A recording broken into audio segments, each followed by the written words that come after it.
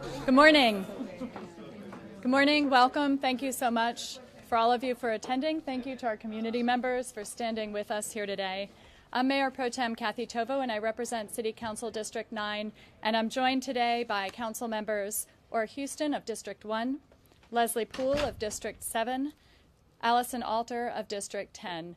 And we'd like to begin today by acknowledging the passing of John Fraganesi, a lead consultant on Code Next, and we would like to extend our sincerest sympathies to his family, to his friends, and to his colleagues.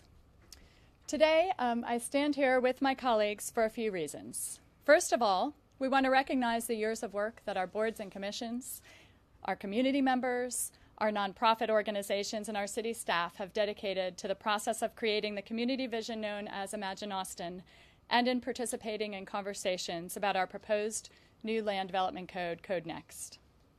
These have been challenging conversations, and Code Next has in many ways become pretty overwhelming and has been often a divisive process for our community.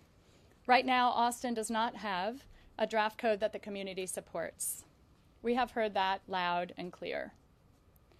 But today, the third draft of Code Next rests in the hands of those whom you've elected to serve you.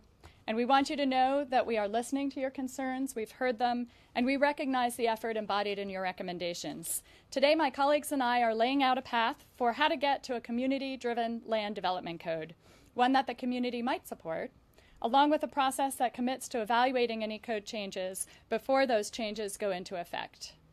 We've rolled up our sleeves, and we're ready to get to work to see if we can craft a land development code that reflects Austin values and about which we can all be proud. So that's our goal. The four of us standing before you today have created a path forward for a land development code that supports the goals of our Imagine Austin comprehensive plan. To create a livable Austin for everyone that's equitable, sustainable, vibrant, and community-driven. We look forward to collaborating with our colleagues toward this end and to work thoughtfully and deliberately on creating a code that balances growth and change alongside the needs and well-being of our longtime residents. And so to start us off today will be Councilmember Ora Houston.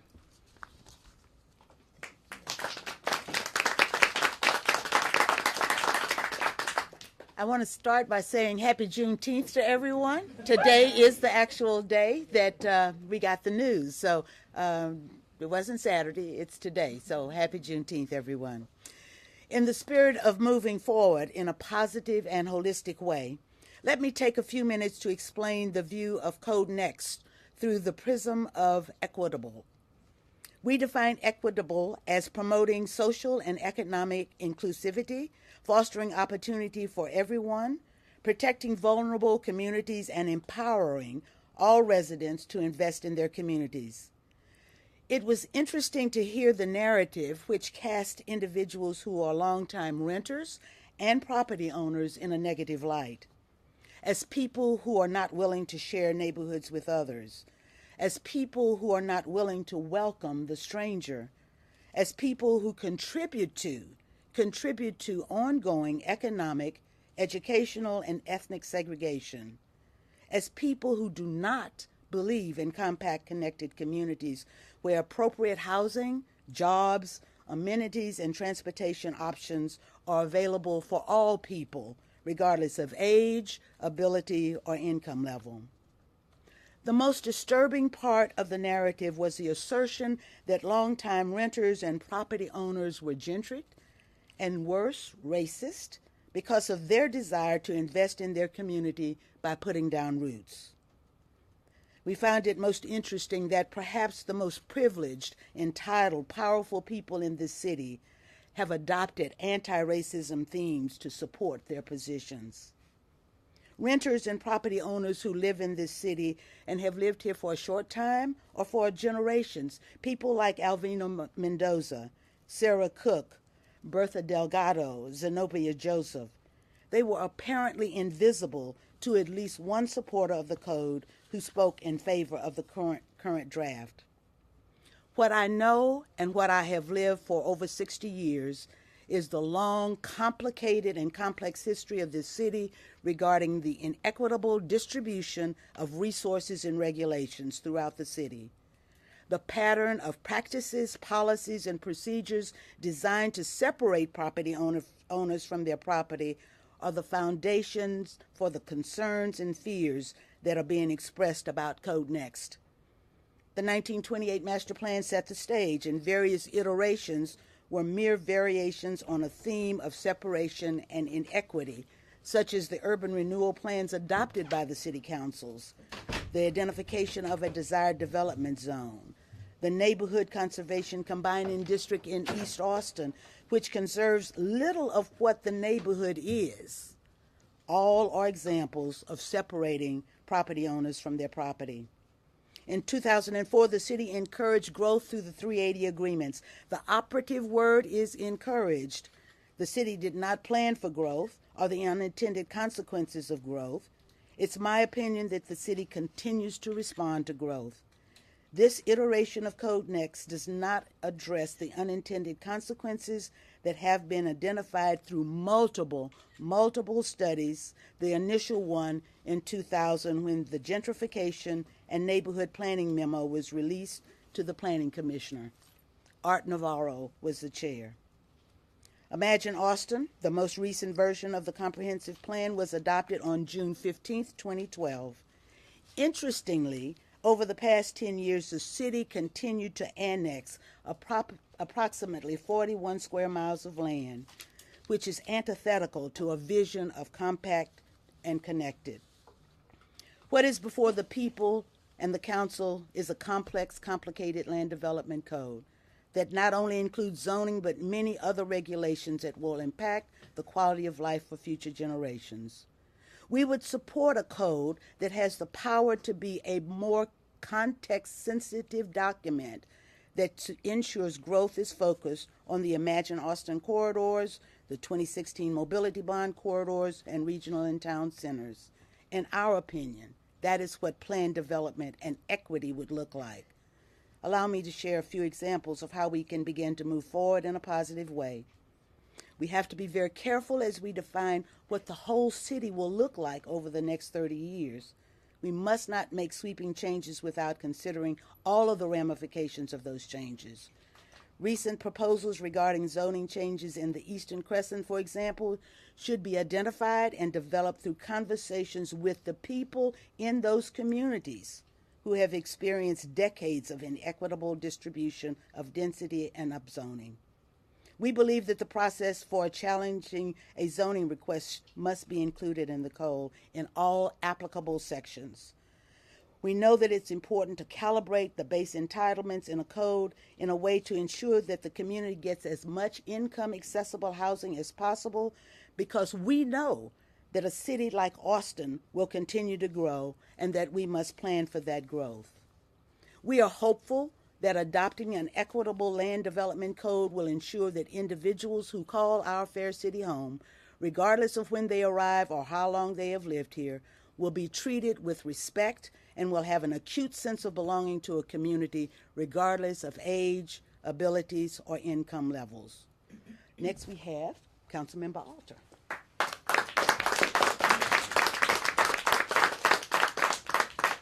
Good morning. We want to adopt a land development code that creates a livable Austin for everyone. A livable city is equitable, sustainable, accessible, vibrant, and community-driven. When we say sustainable, we mean using our resources responsibly, providing quality open spaces, and planning growth in a way that strengthens community resilience. What makes this city such an attractive place is its natural beauty and authentic feel, as well as its ability to not only adapt to, but thrive in the midst of change. It is a false narrative to assume that wanting to preserve what we love about Austin means we are averse to growing and welcoming newcomers. As a relative newcomer myself, I have found that Austin is a place that in its very DNA intertwines forward-thinking innovation and creativity with a love for the natural environment and respect for community values.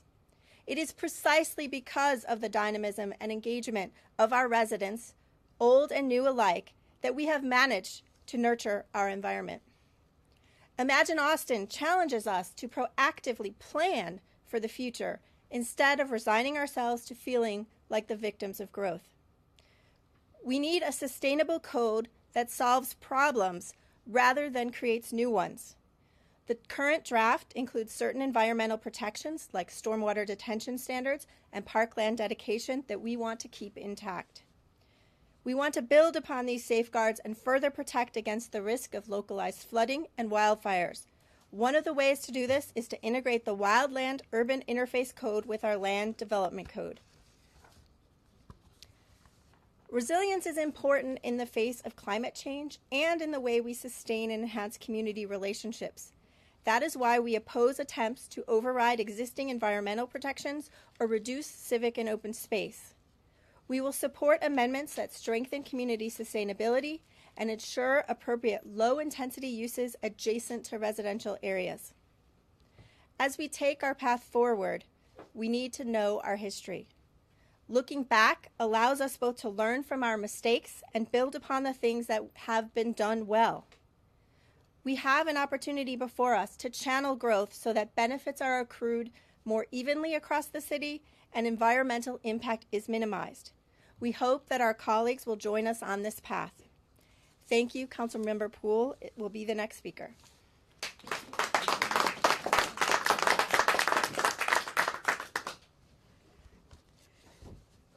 So before I start, I'd like to ask members of our community to come gather around a little more closely. I want to make sure that everybody can see who all is here today, and also to recognize that there were a lot of other folks who weren't able to join us here today.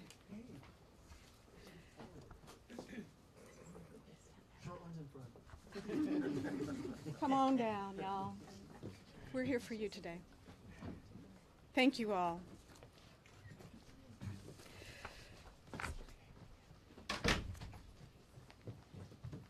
There we go. Thank you. We've all been working on Code Next for a long time at this point. And one of the things that we've noticed is the consistency of the message that we're hearing across the city. And that message is, people don't feel heard. Now, Austin is a town where people are super engaged. They want to participate in their democracy, and we are justifiably proud of that fact. But over the past year and a half, many folks have felt like they've been told to talk to staff or talk to the commissions or the city council, but they don't feel like anybody is listening. Well, we hear you. We hear you. And we are rolling up our sleeves and are ready to work with all of our colleagues on the City Council to bring forward a community-centric vision for Austin's future.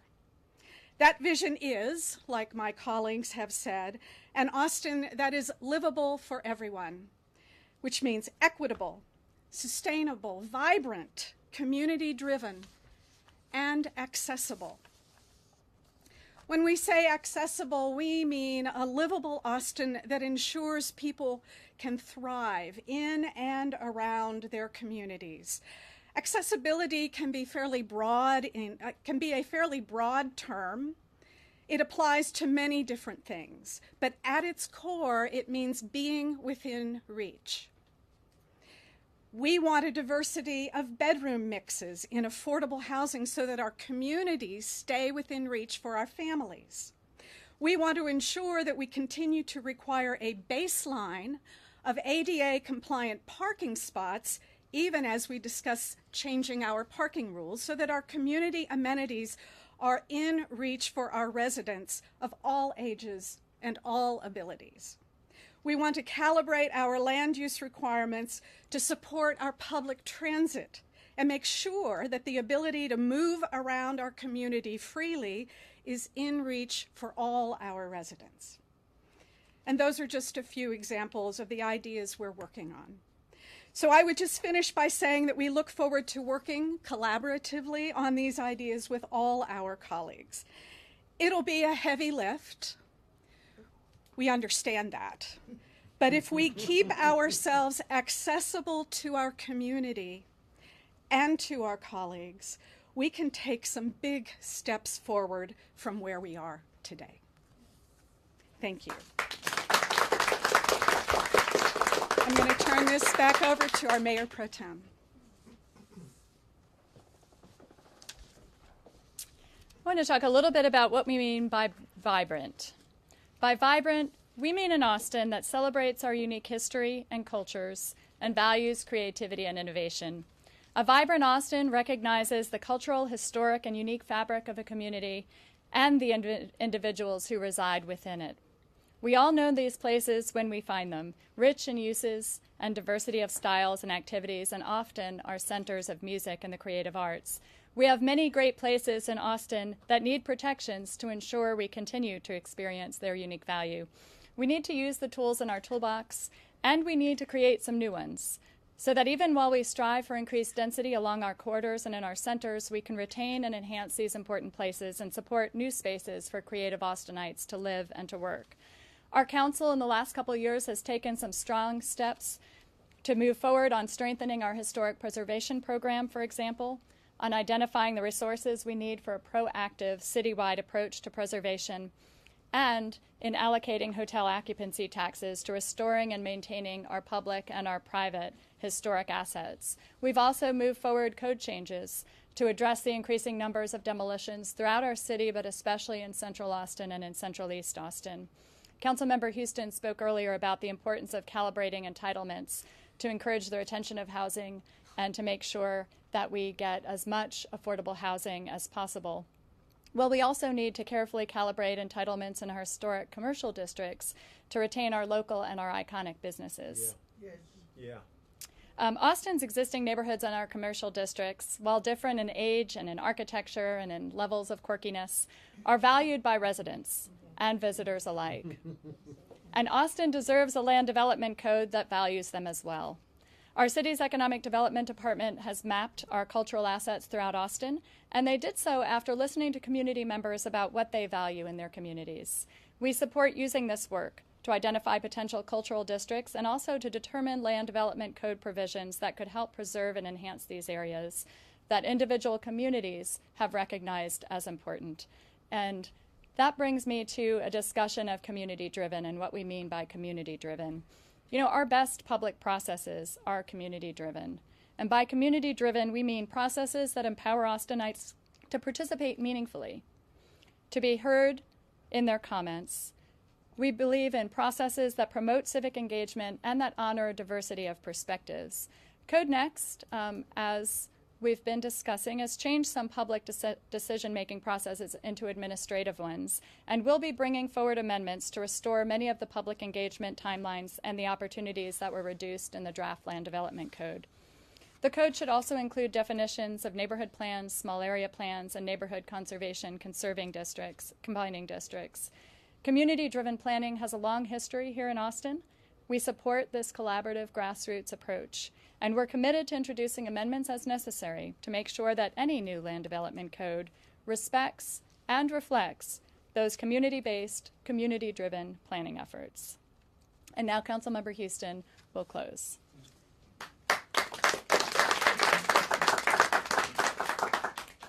The collective ideas expressed today are what we are hearing from the people throughout this city. People who can define the reality on the ground. And we stand ready to get to work and collaborate with our colleagues to listen and consider the voices of the community, to preserve our vibrant culture and maintain and build inclusive and sustainable communities, regardless of age, ability, or income levels. A livable Austin for everyone is equitable, sustainable, accessible, vibrant, and community-driven. Thank you for being with us this morning, and we are ready for any questions.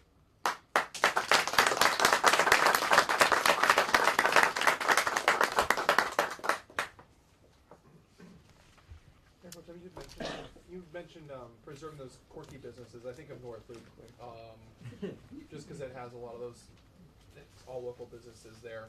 They're paying about $36 a square foot now for those properties, which you know what they're like. And $36 I think is close to what we're paying for Silicon Labs next door for office space there. Can you talk a little bit about, is there a way, and I know we've talked about this a lot in the last couple of years, is there a way at all to find a way to help ease market affordability or help incentivize market affordability through the city policies or through the code itself, or is that kind of, is the market going to do what the market does?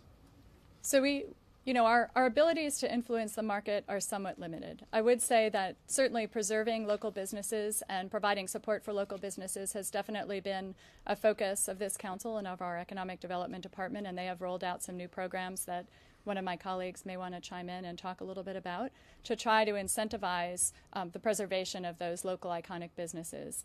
As we approach our land development code, though, we need to look carefully and make sure that we are not unintentionally incentivizing the demolition and redevelopment of some of those commercial areas where our local and our iconic small businesses are located. And so those are the types of places where we'll look for opportunities to make sure that that's not happening in our proposed land development code. Is upzoning the issue there? Oh, sorry. Is that because of the increased entitlements or because of the upzoning, or is that because of the MS? There's that It would be the increase, any proposed increases in entitlements in commercial areas we should look carefully at in a context-specific way, as several of my colleagues have said, to make sure that if those are happening in commercial historic districts, that we're looking for ways to incentivize the preservation of those existing structures. Anybody want to jump in?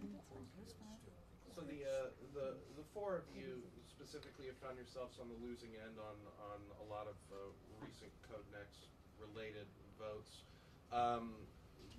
Is this a signal that if you guys are able to, get the amendments that you want, that you actually could find yourselves voting for Code Next if it resembles something that you agree with?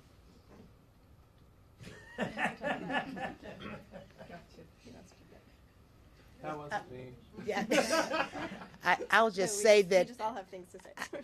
I would just say that I don't consider that we were on the losing end of the vote. Of course, did not go in our way, but we were by no means on the losing end. We think that we are representing the majority of the community that is speaking out there. Yes, thank you. You want to address the code as it is now? I mean, the status of it. Sure, and I want to speak to that a little bit as well, that the votes that we've taken so far have been about process, and we've taken no votes on Code Next, and I am confident that my colleagues want to pass a code that the community can support. And right now we do not have a draft that the community can support. If the final draft is not something that the community support, I'll speak for myself here rather than my colleagues, it's not something that I can support. We are here today because it is our role as elected officials to work to adopt the best possible land development code that we can that helps us to implement Imagine Austin, and that has always been our goal. And we are here to constructively put forward opportunities to try to move the draft code in a direction that the community can support. And I would agree with that assertion. As several of us have said, we don't have a draft land development code that the community supports. I couldn't support it were we to take a vote today. But we have hope and we believe that it is possible to have a community-driven land development code that reflects the values of Imagine Austin and the values of our community. And we're going to work hard to provide amendments and to suggestions to that process to see if we can get there. One of your colleagues recently, Councilmember Delia Garza, said something along the lines of, if I have to live next to a 4-plex or an 8-plex or a 10-plex, if I have to do that to allow working class and minority families to stay in Austin, to have a home in Austin, we should do that. Red herring. Okay. How does preserving single-family zoning, especially in wealthy, in central Austin, how does that open up opportunities for working class or middle class people moving into town?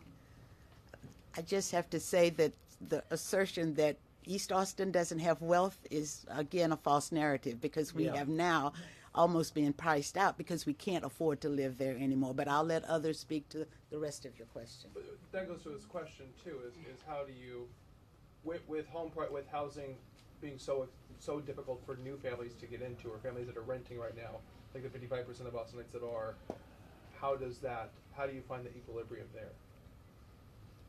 Is that what you're asking? Yeah. And we also have a mix. How do we provide housing for working class people moving into town? one more thing, and I'm not the person that really likes to talk to you guys, so this is unusual. We had that kind of housing. It's now being torn down, and different kind of housing is being built up. And so I can't speak for renters. We have some renters here. You might want to ask them how they feel. And I think Councilmember Alter is going to just describe the discussion, is going to respond to your question about supply and demand. But I would say if you look at some of our older neighborhoods, you'll see that mix of housing. In neighborhoods such as the one I live in, for example, in Heritage, you have duplexes, you have multifamily housing, you have single-family housing. Very few of our older neighborhoods have just single-family housing. Mm-hmm. So, Councilmember Alter. Thank you. I think it's really important that we understand that none of us are debating that we don't need a sufficient supply of housing. We do need a sufficient supply of housing. Our debate is on whether the proposals before us achieve the type of supply our community needs, whether that's supply for our service workers, our teachers and social workers, our families with children, and our elders hoping to age in place.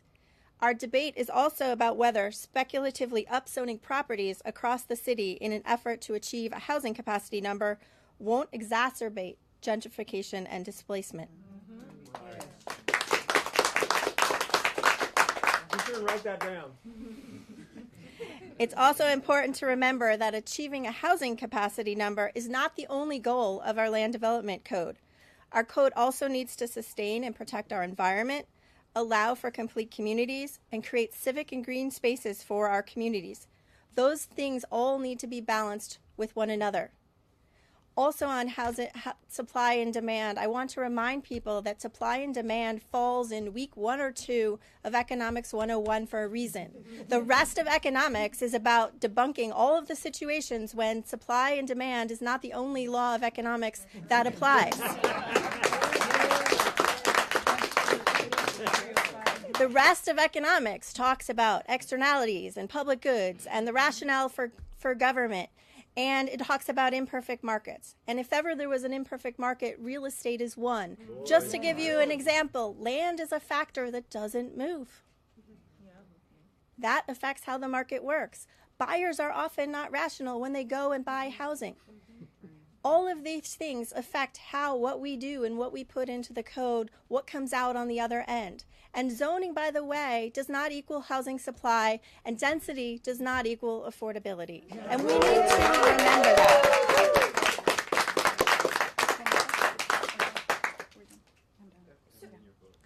I'm just curious, Councilmember Poole mentioned some specific changes, but can we be explicit about what code next you guys would support? That's what I'm still a little bit unclear about, without getting too far into the weeds. That's a challenge. Thanks, Audrey. We're working on an array of amendments, and we'll have them available for you later on this week, so you'll have more specifics. We wanted to lay out our general concerns about what we have before us and our pledge to the community to listen to them and to roll out the best we can with our sleeves rolled up, working hard to achieve a code next that will take our community into the future in an equitable and accessible and community-driven way. Okay, thank you so much for coming. Thank you.